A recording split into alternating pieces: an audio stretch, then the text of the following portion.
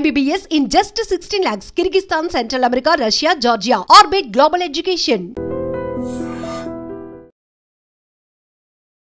I Dream channel వీక్షిస్తున్నటువంటి ప్రేక్షకులందరికీ నా యొక్క హృదయపూర్వక నమస్సుమాంజలు. నేను మీ doctor D Balakrishna, Ayurveda Vaidyaratna, Shri Kaushik Ayurveda multi therapy hospital, Dilsukh Nagar, Hyderabad నుంచి మాట్లాడుతున్నాను. మీరంతా నా యొక్క కార్యక్రమాలని అత్యంత శ్రద్ధతో చూస్తున్నారని మాకు తెలియవచ్చింది. ఈ కార్యక్రమాలపైన మీ యొక్క సలహాలు, అభిప్రాయాలు, సూచనలు మా నంబర్కి వాట్సాప్ ద్వారా తెలియజేయగలరు.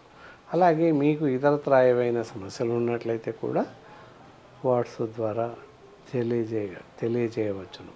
లేదా స్క్రీన్ పైన మా నంబర్ స్క్రోల్ అవుతూ ఉంటుంది, నేరుగా మాతో సంభాషించవచ్చు.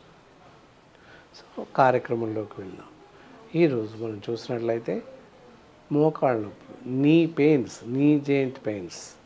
సో మోకాళ్ళ నొప్పులు ఎందుకు వస్తున్నాయి, రావడానికి గల కారణాలు ఏంటి,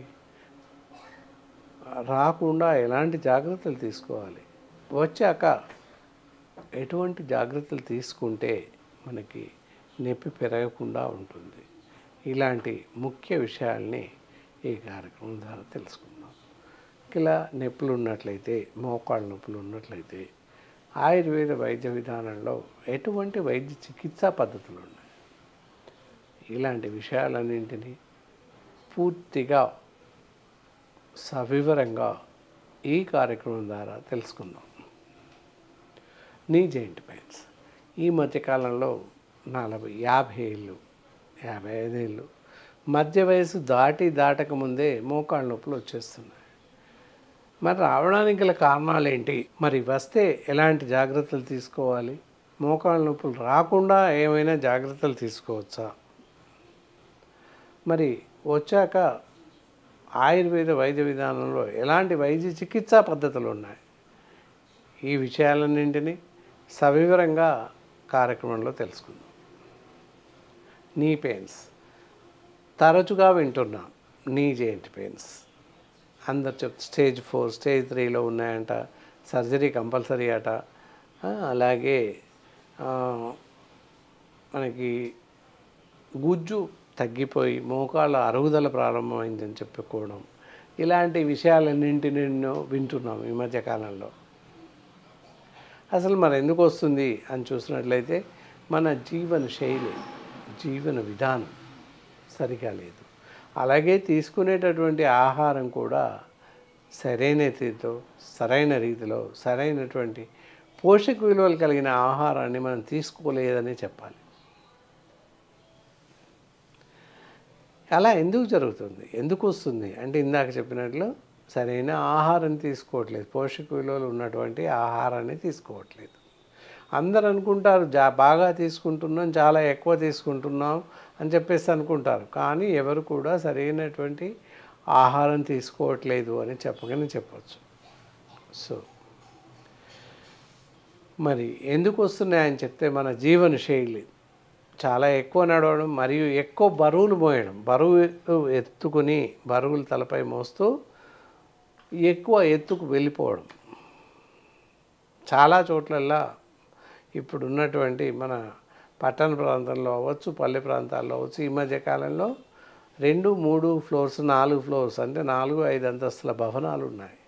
పైకి వెళ్ళడానికి అన్ని చోట్ల లిఫ్ట్ ఉండదు, మెట్లు ఎక్కుతూ వెళ్ళాల్సిన అవసరం ఉంటుంది, మెట్లు దిగుతూ రావాల్సిన అవసరం ఉంటుంది.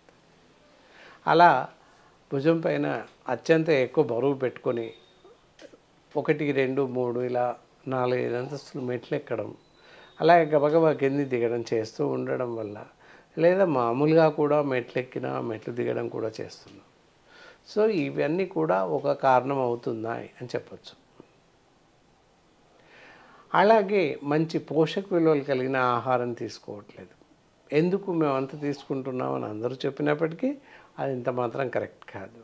ఉదయం లేవగానే సమయాలు లేక, సమయం సరిపోక ఏ హోటల్ నుంచో బ్రేక్ఫాస్ట్ తెచ్చుకొని తినడం జరుగుతూ ఉంటుంది. తెచ్చుకొని తినొచ్చు, కానీ వాళ్ళు ప్యాక్ చేసి ఇస్తున్నటువంటి ఫ్యాథలిన్ కవర్స్ ఏవైతే ఉన్నాయో వాటిలలో ఆహార పదార్థాలు వేయగానే రసాయనిక చర్య చెంది రకరకాల రుగ్మతలు, రకరకాల వ్యాధులను తెచ్చిపెడుతున్నాయి. ఆహారంతో కడుపు నిండకపోగా, దానివల్ల వచ్చేటటువంటి లాభాలు రాకపోగా శరీరానికి చాలా నష్టాన్ని తెచ్చిపెడుతున్నాయి.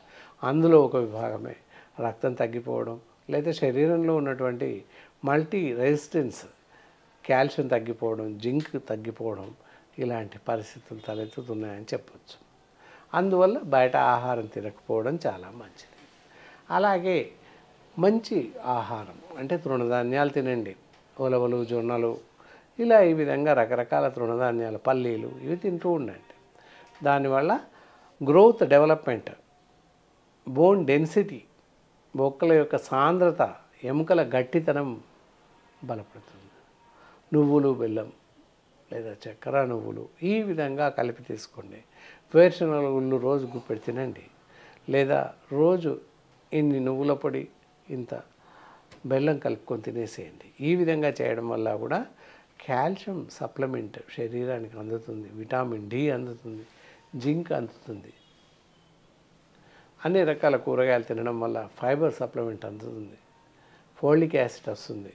సో ఇవన్నీ కూడా మల్టిపుల్ కాంబినేషన్స్ ఉన్నటువంటి ఆహారం తీసుకోవడం వల్ల మనకి బోన్ డెన్సిటీ, బోన్ లెవెల్స్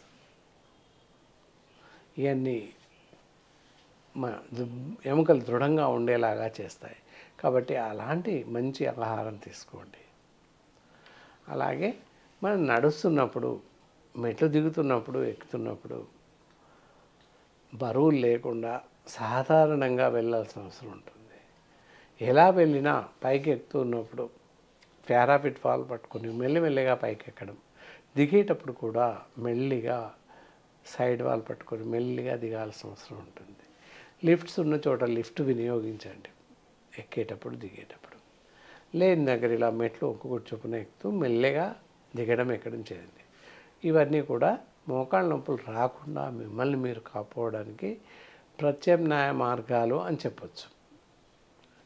మరి నొప్పి వస్తే చాలామంది ఇప్పుడు చెప్తున్నారు, గుజ్జు అరిగిపోయింది, గుజ్జు పోయింది, ఎముకలు కూడా అరుగుతున్నాయి కీళ్ళ దగ్గర, సో ఇమ్మీడియట్గా ఆపరేషన్ చేయించుకోవాలి అని చెప్పేసి చాలామంది ఆర్థో డాక్టర్ చెప్తూ ఉంటారు.